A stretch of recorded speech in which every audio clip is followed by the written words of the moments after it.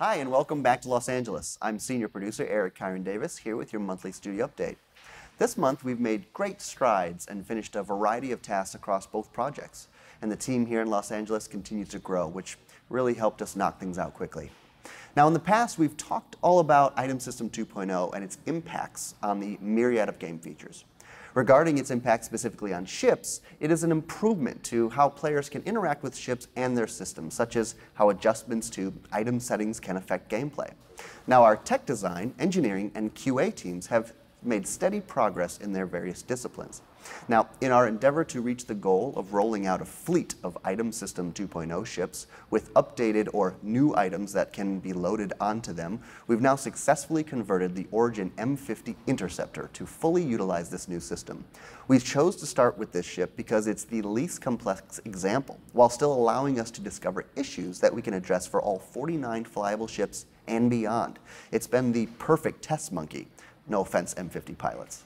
And you've probably learned from your own experiences that one tends to be a bit more meticulous the first time you attempt something.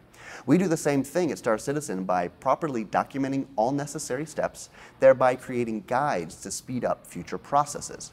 And now, in our first round through, we also look to identify opportunities to create tools, further speeding up our overall implementation time.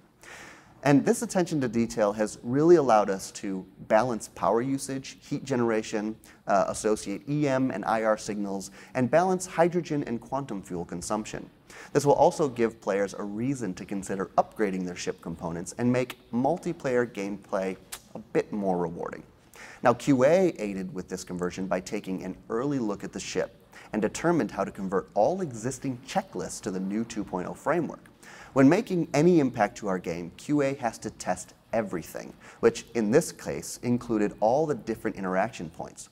Now, prior to the interaction points, it was limited to just testing enter and exits. But checks were added for ladder enter exits, entry enter exits, power on and off, engines on and off, as well as looking ahead for features not yet implemented, such as ejections and cases which more than one player attempts a particular interaction. Now, the engineering team has also made strides in the areas of persistence and inventory. They're currently working on creating a technique for clients to request persistent information. This work supports several large features in 3.0, including cargo, shops, commodities, air traffic control, ships, players, and a whole lot more.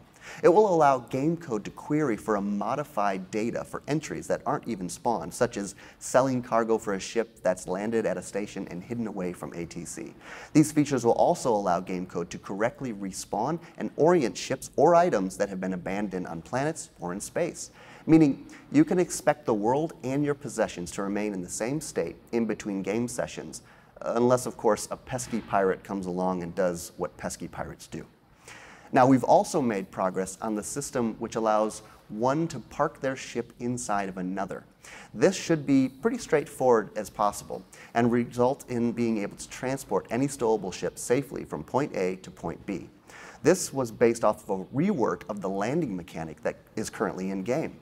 Now, the new docking areas are set up the exact same way as landing pads used within the current universe, taking components with a different interface and a new mechanism for locking.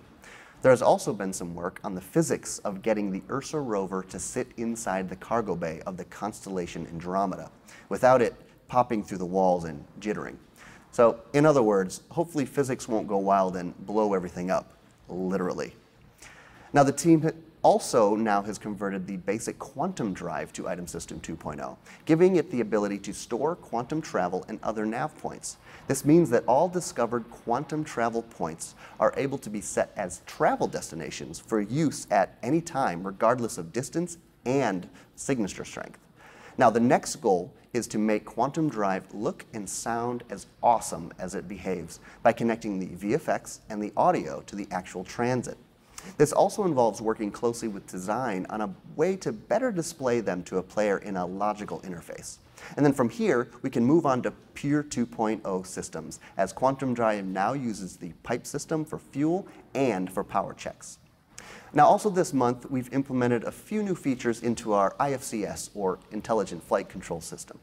On the physics side, we've now implemented an autopilot system to allow our AI and any other system to utilize IFCS like takeoff, landing, or quantum drive, or anywhere a ship control really needs to be automated. And we've also added some support for cinematics to be able to automate the motion of thrusters on ships so they don't need to hand animate every thruster action in a cinematic.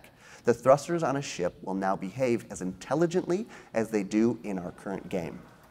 Now, our ship team has been making very steady progress on the RSI Aurora since our last update. The art team has now completed the seat geo for the ES and LN variants and begun work on the engines, while tech design is implementing these new assets utilizing the Item System 2.0 framework directly into the ship archetype, making this our first scratch-built Item System 2.0 ship. Also, the Anvil Terrapin's exterior is nearing completion of the gray box phase and has near final animation. Our tech content team continues to improve performance by automating and improving processes. As you know, the scale of Star Citizen is such that even large teams need some additional support in the form of outsourcing partners. One of the difficulties with outsourcing tends to be ensuring a team's refined processes are adhered to and assets delivered meet all requirements for simple integration into our game. As you've heard in the past, there are many pipelines and processes within Star Citizen, and some of them are more complicated than others.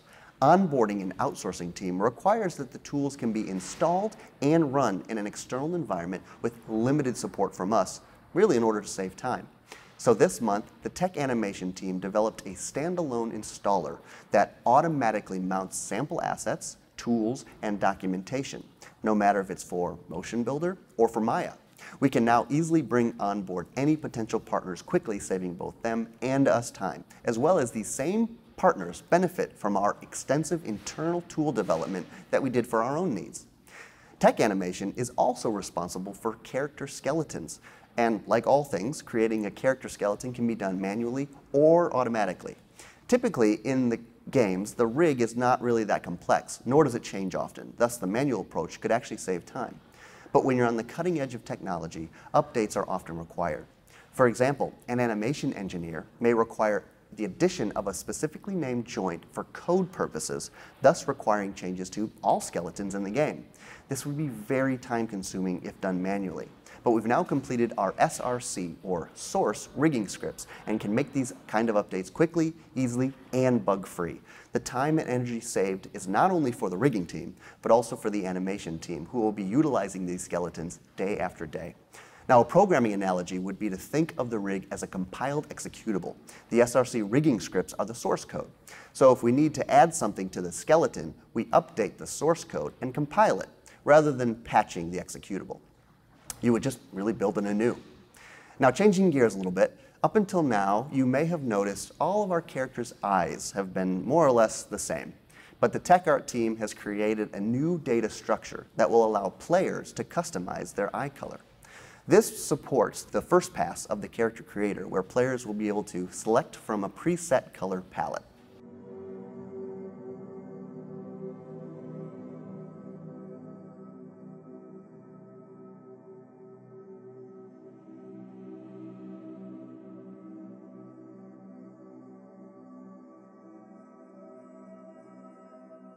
Now, the tech art team has also taken advantage of a feature recently provided by the LA engineering team. Through the magic of item port tags, the body skin tone will now automatically adjust to the skin tone of the face.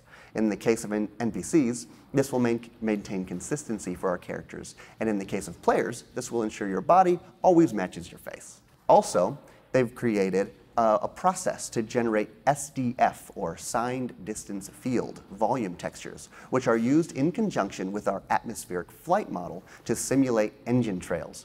We've made solid progress on art tools for our various art teams, and one such tool is our Unbevel tool, which simplifies LODs, or level of details, creation process to increase performance on anything beyond our first LOD and speed up the delivery time for our ship pipeline. We've also taken large steps forward on our procedural system for outposts, including color tinting, material variation, and even variation of props and their placement within the outposts.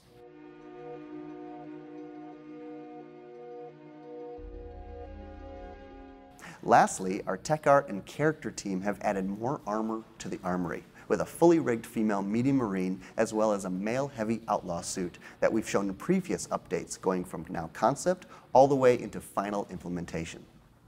We're also far along on many new uniforms, costumes, characters, and heads. The male OMC Light is wrapping up its initial high poly pass and moved onto in-game mesh creation.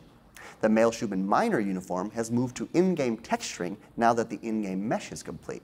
And a new shipjacker uniform for Squadron 42 just finished up concepting and is on its way to high poly. Our female Marine BDU finished up sculpting and is now headed to in-game modeling. And with the FOV slider work in progress for 3.0, the character team is doing a bit of work on our helmet interior, starting with the Heavy Outlaw and the Heavy Marine, which is used by our UI team to establish necessary boundaries. Well, that wraps us up for this month's update. We really enjoy bringing you these in-depth looks into our progress. Thank you so much for your support, and see you again next time.